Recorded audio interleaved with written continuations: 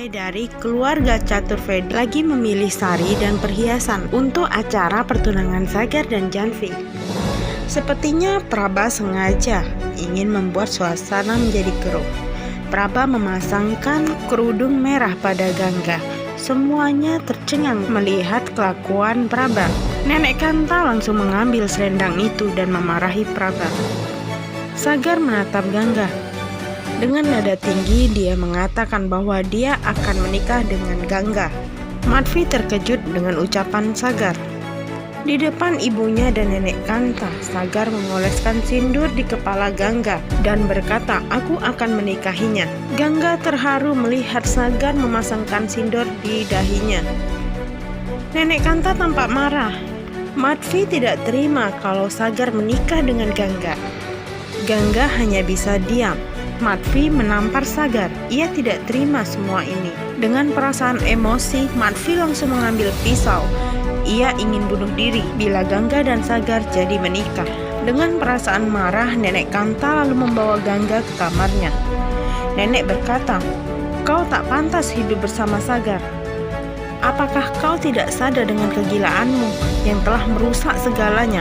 Kau itu tidak pantas berdampingan dengan Sagar." Gangga berkata bahwa dia tidak tahu akan terjadi seperti ini karena Sagarlah yang tiba-tiba melakukan itu.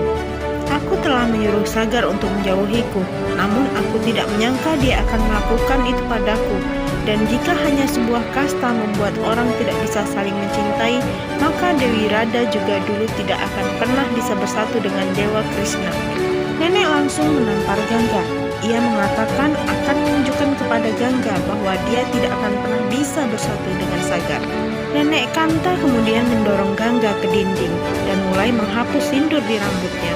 Akan tetapi Nenek Kanta sangat terkejut karena sindur itu malah terjatuh di kaki patung Dewa Krishna. Gangga berkata, "Sekarang sindur seorang janda telah jatuh ke patung Dewa Krishna. Apakah nenek akan memarahi Tuhan juga?" dan menyangkal semua keyakinan nenek. Sementara di luar, Madvi sembari menangis mengambil baju dan mainan Sagar saat masih kecil. Prabha tersenyum melihat kejadian itu. "Lihatlah ini Sagar, ibu masih menyimpan barang-barangmu di saat kau masih bayi. Ibu telah mengandung dan membesarkanmu. Dan sekarang apakah kau akan melawan ibumu sendiri demi orang asing seperti Gangga?" Sagar berkata bahwa dia berhak untuk memilih kebahagiaan dengan wanita yang dicintainya. "Aku tidak pernah melawan ibu, namun untuk pasangan hidupku, aku berhak memilih sendiri karena itu akan menentukan kebahagiaanku seumur hidup." Madvi terus menangis dan meminta Sagar bersumpah agar ia meninggalkan Gangga. Sagar berkata, "Aku yakin dengan pilihanku, Gangga adalah orang yang baik untukku." Dengan penuh emosi, Madvi kemudian mengambil minyak tanah dan membakar semua baju Sagar sewaktu ia masih bayi.